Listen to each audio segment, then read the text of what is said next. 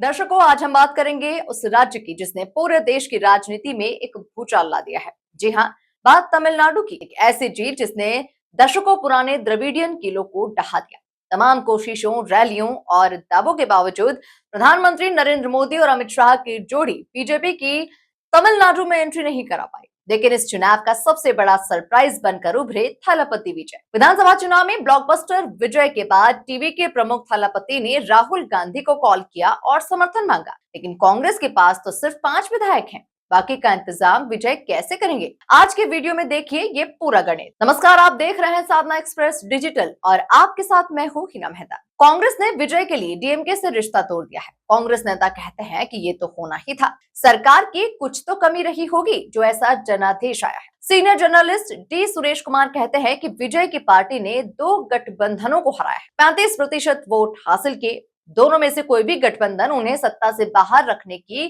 कोशिश करेगा तो टीवी के समर्थन उन्हें घेर लेंगे। इसीलिए ऐसी गलती कोई भी पार्टी नहीं करना चाहेगी। तमिलनाडु में एक्टर विजय की पार्टी तमिलगा वेत्री कड़गम ने सबको चौंका कर रख दिया है। किसी ने भी नहीं सोचा था कि 2 साल पहले बनी एक पार्टी इस तरह से बहुमत हासिल करेगी। हाँ, ये संभावनाएं बिल्कुल जताई जा रही थी कि विजय की पार्टी कुछ सीटें हासिल कर सकती है। विजय की पार्टी तमिलनाडु में अपना वर्चस्व बना सकती है, पर ये किसी ने भी नहीं सोचा कि पहली ही लड़ाई में या फिर पहले ही चुनाव में वो इतना बड़ा जनादेश हासिल कर लेगी। असल बात तो यह है कि जनता को कौन ही समझ पाया है। साहब, एक कहावत है कि भीड़ का मन और मौसम का रंग पल में बदल जाता है। दरअसल आजकल चुनाव के परिणामों में यही स्थिति दिखाई दे रही है। इब्राहिम लिंकन का एक प्रसिद्ध कोट है, you can't fool all the people all the time. वैसे तो आप समझ गए होंगे, लेकिन फिर भी मतलब समझा देती हूँ। इसका मतलब यह है कि जनता को हमेशा समझना या बेवकूफ बना पाना संभव नहीं है। खैर, इन सब से इतर अब अपनी बात पर आते हैं।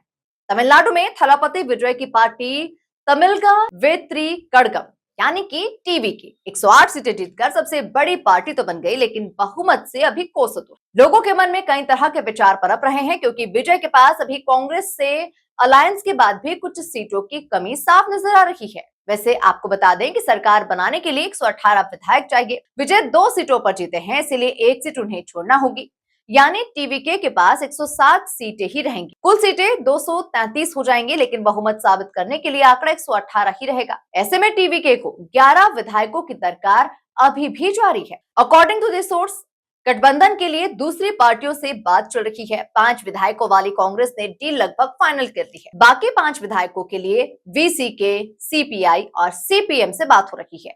तीनों पार्टियों के पास 2-2 विधायक हैं। कहा जा सकता है कि तमिलनाडु की राजनीति में बड़ा उलटफेर देखने को मिल सकता है। विजय ने 5 मई को अपनी पार्टी की कोर कमेटी के साथ लंबी बैठक की, जिसमें डीएमके गठबंधन से अलग होने की रणनीति पर चर्चा हुई है। सूत्रों के मुताबिक ये जिम्मेदारी उनके करीबी सलाहकार एस.ए. चंद्र को सौंपी गई है। टीवी के सूत्रों का दावा है कि कांग्रेस को 2 और बाकी सहयोगी दलों को 3 से 4 मंत्री पद दिए जा सकते हैं। विजय गठबंधन सरकार चलाने के लिए तैयार बताए जा रहे हैं। वहीं कांग्रेस नेताओं का कहना है कि हाईकमान पहले से ही विजय के साथ जाने के पक्ष में था। राजनीतिक विश्लेषकों के मुताबिक टीवीके ने इस चुनाव में दोनों बड़े गठबंधनों को कड़ी चुनौती देते हुए करीब 35% वोट हासिल किए। ऐसे में कोई भी पार्टी विजय को सत्ता से दूर रखने का जोखिम लेना ही नहीं चाहेगी। सरकार बनाने के लिए विजय को सदन में विश्वास मत हासिल करना होगा। एक संभावना यह भी है कि उस वक्त कुछ विधायक सदन में मौजूद न रहें, 30 से 32 विधायक हिस्सा न लें। इससे बहुमत के लिए जरूरी संख्या और कम हो जाएगी। इसे ऐसे समझिए कि तमिलनाडु विधानसभा में 234 सीटें हैं। बहुमत के लिए 118 विधायकों का समर्थन चाहिए। अगर फ्लोर टेस्ट के वक्त विपक्ष के 30 विधायक सदन से बाहर चले जाते हैं तो सदन की प्रभावी संख्या 204 रह गई।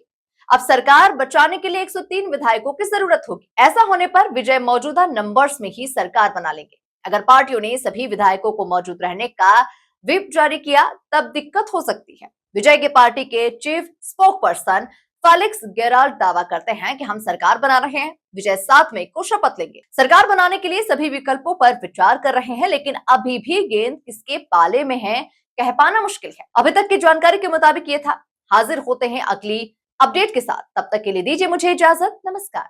खबरों की रफ्तार सधे अंदाज में लेटेस्ट खबरों के लिए हमारे चैनल साधना एक्सप्रेस डिजिटल को सब्सक्राइब जरूर करें।